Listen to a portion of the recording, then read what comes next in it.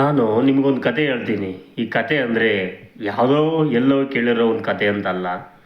ನಮ್ಮ ಜೀವನದಲ್ಲಿ ನಮಗೆ ಬೇಕಾದ ತೀರ್ಮಾನಗಳನ್ನು ಯಾವ ರೀತಿ ಮಾಡ್ಕೊಂಡಿದ್ರೆ ಚೆನ್ನಾಗಿತ್ತು ಅನ್ನೋ ರೀತಿಯಿಂದ ಒಂದು ಕತೆ. ಇಲ್ಲಿ ಒಂದು ಹುಡುಗ ಹುಡುಗಿ ಇದ್ದರು. ಹುಡುಗ ಹುಡುಗಿ ತುಂಬ ಪ್ರೀತಿಸ್ತಾ ಇದ್ದರು, ತುಂಬ ಅನ್ಯೋನ್ಯವಾಗಿದ್ದರು. ಸುಮಾರು 2-3 ವರ್ಷ ಲವ್ ಆ ಥರ ನಡೀತಾ ಇತ್ತು. ಮತ್ತು ಮೊದಲಿನ ಥರ ನಾವೇನು ಮಾಡೋಣ, ಇಲ್ಲಿ 2 ಜೋಡಿಗಳನ್ನು ತಗೊಳ್ಳೋಣ. ಒಂದು ಕಾಲೇಜಲ್ಲಿ ಇಬ್ಬರು ಲವ್ವರ್ಸು, ಇನ್ನು ಇಬ್ಬರು ಹಳ್ಳಿಯಲ್ಲಿ ಲವ್ವರ್ಸು. ಸೊ ಇಬ್ಬರದು 3-4 ವರ್ಷ ಅಥವಾ ಅಷ್ಟೇ ಲವ್ ನಡೀತಾ ಇತ್ತು. ಪರಸ್ಪರ ಅನ್ಯೋನ್ಯವಾಗಿ ಪ್ರೀತಿಸ್ತಾ ಇದ್ದರು. ಸೊ ಇಲ್ಲಿ ಏನು ಹೇಳಕ್ಕೆ ಹೊರಟಿದ್ದೀನಿ ಅಂತಂದರೆ, ಮೊದಲೇ ಹಂತದಲ್ಲಿ ಈ ಕಾಲೇಜಲ್ಲಿ ಲವ್ ಮಾಡ್ತಾ ಇದ್ರಲ್ಲ, ಅವರೆಲ್ಲ ಏನು ಮಾಡ್ತಾಯಿದ್ರು, ಸೊ ಪ್ರೀತಿ ಮಾಡಿಸ್ಬೇಕಾದ್ನಪ್ಪ ಅಂದರೆ ಸಹಜವಾಗಿ ಹುಡುಗ ಆಕರ್ಷಣೆ ಆಗ್ತಾನೆ, ಹುಡುಗಿನ ಟಚ್ ಮಾಡಬೇಕು, ಹಗ್ ಮಾಡಬೇಕು, ಮುತ್ತಿಡಬೇಕು, ಈ ರೀತಿ ಅವನ ಒಂದು ಆಸೆಗಳು. ಸೊ ಅದರಲ್ಲಿ ಅವಳು ಅವಕಾಶನ ಕೊಡ್ತಾ ಇರಲಿಲ್ಲ. ಮದುವೆ ಆದಮೇಲೆ ಮಾಡೋಣ, ಮದುವೆ ಆದಮೇಲೆ ಅದೆಲ್ಲ ಈಗೆಲ್ಲ ಆ ಥರ ಎಲ್ಲ ಬೇಡ, ಈ ಥರ ಹೇಳ್ಕೊಂಡು ಮುಂದಕ್ಕೆ ಆಗ್ತಾನೇ ಇದ್ಲು. ಸೊ 3-4 ವರ್ಷ ಹುಡುಗನಿಗೂ ಸುಮ್ಮನೆ ಏನೋ ಅವಳ ಮುಖ ನೋಡಿದ್ರೆ ಹೋಗ್ಲಿ ಬಿಡು, ನಾಳೆ ಮದುವೆ ಆದಾಗ ಏನೆಲ್ಲ ಸಿಗ್ತಾಳಲ್ಲ ಅನ್ನೋ ಒಂದು ಖುಷಿ ಇತ್ತು. ಈ ರೀತಿಯೇ ಸಾಗ್ತಾ ಇತ್ತು ಪ್ರೀತಿ. ಸೊ ಅದೇ ರೀತಿ ಹಳ್ಳಿಲಿ ಇರ್ತಕ್ಕಂಥವ್ಳದು ನಡೀತಾ ಇತ್ತು ಪ್ರೀತಿ. ಸೊ ಹಳ್ಳಿಲಿ ಇರ್ತಕ್ಕಂಥವ್ಳದು ಏನೇನಾಯಿತು ಅಂತಂದರೆ, ಹಳ್ಳಿಲಿರೋ ಹುಡುಗ ಹುಡುಗಿ ಈ ಪ್ರೀತಿನ ಮಾಡ್ತಾ ಇದ್ರಲ್ಲ, ಇವ್ರದ್ದು ಒಂಥರ ಡಿಫ್ರೆಂಟ್ ಸ್ಟೋರಿ. ಅಂದರೆ ಈ ಊರಲ್ಲಿ ಏನಾಗ್ಬಿಡ್ತು ಅಂತಂದರೆ, ಸಡನ್ನಾಗಿ ಈ ಪ್ರೀತಿ, ಈ ಮುತ್ತಿಡೋದು, ಹಗ್ ಮಾಡೋದು ಸ್ವಲ್ಪ ಮೀರಿ ಇವರ ಒಂದು ದೈಹಿಕ ಸಂಬಂಧನೂ ಆಗೋಯ್ತು ಹಳ್ಳಿಲಿರ್ತಕ್ಕಂಥ ಪ್ರೇಮಿಗಳ ಮಧ್ಯೆ. ಸೊ ಸಿಟಿಲಿರೋ ಕಾಲೇಜಲ್ಲಿರ್ತಕ್ಕಂಥ ಪ್ರೇಮಿಗಳೇನೋ ಆಗಲಿಲ್ಲ ದೈಹಿಕ ಸಂಬಂಧ ಅಥವಾ ಅಫೇರು. ಈ ರೀತಿ ಹಳ್ಳಿಲಿ ಆಗೋಯ್ತು. ಇವೆರಡೂ ನಡೀತಾ ಇತ್ತು. ಅಂದರೆ ಅಲ್ಲಿ ದೈಹಿಕ ಸಂಬಂಧದ ಒಂದು ವಿಜುವಲ್ ಒಳಗಾಯಿತು ಇಲ್ಲಿ ಹಳ್ಳಿಲಿರ್ತಕ್ಕಂಥ ಪ್ರೇಮಿಗಳಲ್ಲಿ. ಸೊ ಸಿಟಿಲಿರ್ತಕ್ಕಂಥ ಪ್ರೇಮಿಗಳಲ್ಲಿ ಆಗಲಿಲ್ಲ. ಈ ರೀತಿ ವಿಷಯ ಏನಂತಂದರೆ, ಸೊ 3-4 ವರ್ಷ ಪ್ರೇಮ ಪ್ರಕರಣ ನಡೆದು ಹೋಯಿತು. ಒಂದಿನ ಬಂತು ಅಂತಿಮ ಘಟ್ಟ ಅಂತ ಇರುತ್ತಲ್ಲ ಜೀವನದಲ್ಲಿ, ಯಾವುದಕ್ಕೆ ಒಂದು ಅಂತಿಮ ಘಟ್ಟ ಅನ್ನೋದಂತ ಆದರೂ ಇರುತ್ತಲ್ಲ. ಈ ಅಂತಿಮ ಘಟ್ಟ ಅನ್ನೋದು ಬಂತು.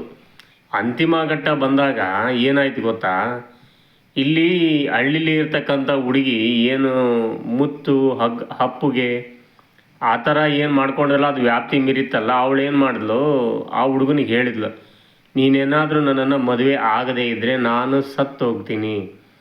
ಇಲ್ಲ, ನಾನೇನು ನಿನ್ನ ಹೆಸರು ಬರೆದಿಟ್ಟೇನು ಸಾಯಲ್ಲ, ಬೇಡ, ನನಗೂ ಜೀವನ ಸಾಕು, ಯಾಕಂದರೆ ನೀನು ಇಲ್ಲದೆ ನಾನು ಬದುಕೋಕ್ಕಾಗಲ್ಲ ಅಂತ ಹೇಳಿದ್ಲು.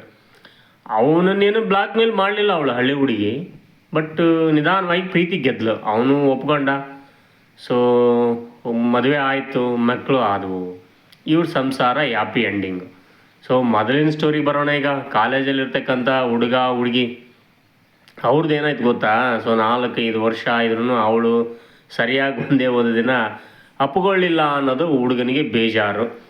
ಮದುವೆ ಆದಮೇಲೆ ಇದೆಲ್ಲ ಅಂತ ಹೇಳ್ಕೊಂತಾನೆ ಬಂದ್ಲು. ಅವನಿಗೊಂಥರ ಏನಾಗ್ಬಿಡ್ತು, ಇವಳು 4-5 ವರ್ಷ ಮೇಲಾದ್ರೂ ಇವಳು ನನ್ನನ್ನು ನಂಬ್ತಾ ಇಲ್ಲ, ಒಂದು ಅಪ್ಪಿಗೆ ಕೊಡ್ತಾ ಇಲ್ಲ, ಒಂದು ಮುತ್ತಿಡ್ತಾ ಇಲ್ಲ, ಒಂದು ಟಚ್ ಮಾಡೋಕ್ಕೂ ಬಿಡ್ತಾ ಇಲ್ಲ, ಇವಳೆಂಥ ಹುಡುಗಿ ಅಂತ ಮನಸ್ಸಲ್ಲೇ ಒಂಥರ ತಿರಸ್ಕಾರ ಮಾಡ್ಕೊತ ಬೆಳೆದ.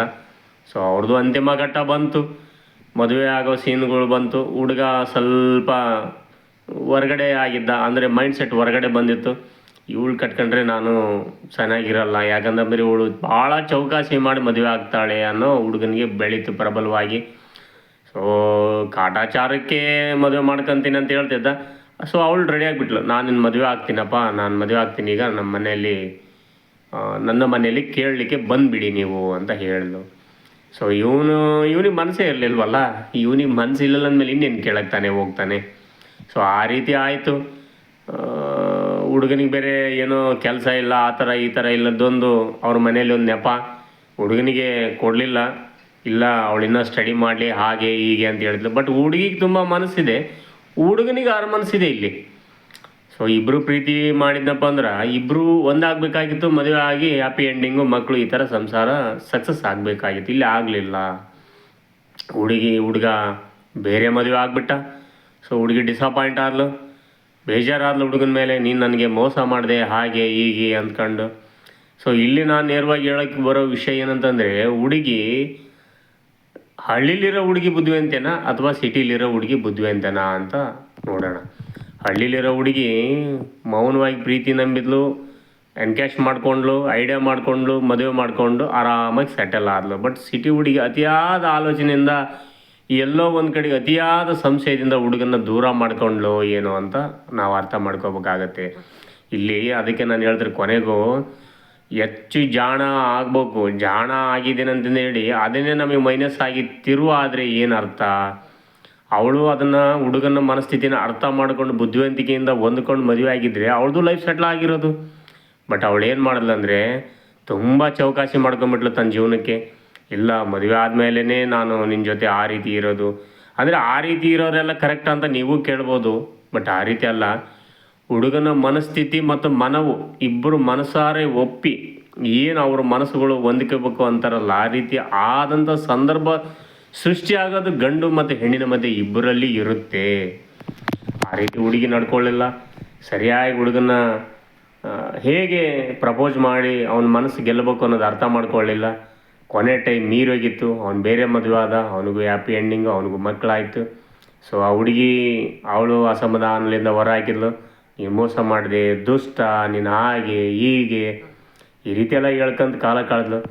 ಸರಿಯಾದ ಸಮಯಕ್ಕೆ ಸರಿಯಾದ ಬುದ್ಧಿವಂತಿಕೆ ಉಪಯೋಗ ಮಾಡಲಿಲ್ಲ ಅವಳು. ಹುಡುಗನ್ನ ಹೇಗೆ ಈಗ ಎಲ್ಲವನ್ನು ಪ್ರಾಮಾಣಿಕತೆಯಿಂದಲೇ ಕೆಲವೊಂದು ಕಡೆ ತಂತ್ರನೂ ಬಳಸಬೇಕಾಗುತ್ತೆ. ನಾನು ಹೇಳ್ತಿರೋದು ಆ ಹುಡುಗಿ ವಿಷಯದಲ್ಲಿ. ಅಂದರೆ ಅವಳು ಏನು ಮಾಡಬೇಕಾಗಿತ್ತು? ಅವಳು ಒಂದು ಸ್ವಲ್ಪ ಹುಡುಗನಿಗೆ ಬೇಕಾದ ರೀತಿಯಲ್ಲಿ ನಡ್ಕೊಂಡಿದ್ರೆ ಏನು ತಪ್ಪಿರಲ್ಲ. ತೀರಾ ಅನೈತಿಕ ಸಂಬಂಧ, ಅಕ್ರಮ ಸಂಬಂಧ ರೇಂಜಿಗೆ ಅಫೇರ್ ಆ ರೀತಿಗಲ್ಲ. ಹುಡುಗನ್ನ ಒಂದು ಕನ್ವರ್ಟ್ ಮಾಡ್ಕೊಂಡ ಒಂದು ಮೈಂಡ್ ಇರಲಿಲ್ಲ. ಹಳ್ಳಿ ಹುಡುಗಿಗಿರೋಷ್ಟು ಈ ವಿದ್ಯಾವಂತೆ ಬುದ್ಧಿವಂತಿ ಅಂತ ಅನ್ಸ್ಕೊಂಡಿದ್ಲಲ್ಲ ಕಾಲೇಜ್ ಹುಡುಗಿಗೆ ಇರಲಿಲ್ಲ. ಒಮ್ಮೆಲೆ ಮದುವೆ ಆದಮೇಲೆ ಆ ರೀತಿ ನಡ್ಕೊಳ್ಳೋದು ಅನ್ನೋದು ಈ ಥರ ವ್ಯಾಪಾರ ಮೈಂಡ್ ಸೆಟ್ ಆಗ್ಬಿಡ್ತಲ್ಲ, ಹುಡುಗನ ಕನ್ವರ್ಟ್ ಆಗ್ಬಿಟ್ಟ. ಇವಳು ಈಗಲೇ ನಂಬ್ತಿಲ್ಲ ಆ ರೇಂಜಿಗೆ, ಇವಳನ್ನು ಈ ರೇಂಜಿಗೆ ನಾನು ಮದುವೆ ಆಗೋದ್ರಾಗ ಅರ್ಥನೇ ಇಲ್ಲ. ಯಾಕಂದರೆ ನನಗೆ ಬೆಲೆ ಕೊಡ್ತಿಲ್ಲ, ನನಗೆ ಗೌರವಿಸ್ತಿಲ್ಲ, ನನಗೆ ಒಂದು ಪ್ರೀತಿಗೆ ಇದನ್ನು ಕೊಡ್ತಾ ಇಲ್ಲ, ಬೆಲೆ ಈ ರೀತಿ ಸಾಕಷ್ಟು ರೀಸನ್ಗಳನ್ನ ಕೊಟ್ಟು ಇವನು ದೂರ ಆಗಿದ್ದ. ಕಾಲೇಜ್ ಹುಡುಗಿ ಸೋತ್ಲು ತನ್ನ ಲೈಫಲ್ಲಿ. ಬುದ್ಧಿವಂತೆ ಆಗಿ ಓದಿ, ಡಬಲ್ ಡಿಗ್ರಿ ಓದಿ, ಹಳ್ಳಿಲಿರ್ತಕ್ಕಂಥ ಏನೂ ಓದಲಾರ್ದ ಹುಡುಗಿ ತನ್ನ ಸಂಸಾರನ ಜಯಿಸಿದ್ಲು. ಇಲ್ಲಿ ಹೇಳ್ತಾ ಇರೋದು ಇಷ್ಟೇ, ನಮ್ಮ ಬುದ್ಧಿವಂತಿಕೆಯಿಂದ ನಮ್ಮ ಜೀವನವನ್ನು ಕಟ್ಕೋಬೇಕೇ ಹೊರತಾಗಿ ಹಲವಾರು ಪುಸ್ತಕ ಓದಿದ್ದೀನಿ, ಎಜುಕೇಟೆಡ್ ಇದ್ದೀನಿ ಅನ್ನೋ ಮೈಂಡಿನಲ್ಲಿ ಬೆಳೆದ್ರೆ ಕೊನೆಗೆ ಡಿಸಪಾಯಿಂಟ್ ಆಗಿ ಲೈಫಲ್ಲಿ ತುಂಬ ಗೋಳಿಡೋ ಪರಿಸ್ಥಿತಿ ಬರುತ್ತೆ. ಏನು ಬುದ್ಧಿವಂತರು ಡಬಲ್ ಡಿಗ್ರಿ ಗ್ರ್ಯಾಜುಯೇಟ್ ಅಂದ್ಕೊಂಡಿದ್ದೀರಲ್ಲ, ಅವರೇ ತುಂಬ ದುಃಖದಲ್ಲಿ ಬೀಳ್ತಾ ಇದ್ದಾರೆ. ಬಟ್ ಸರಳವಾಗಿ ಜೀವನ ಗೆಲ್ಲಬೇಕು ಅಂತ ಹೋದವರೆಲ್ಲ ಗೆದ್ಕೊಂಡು ತುಂಬ ಖುಷಿಯಾಗಿದ್ದಾರೆ. ನಮಸ್ಕಾರ.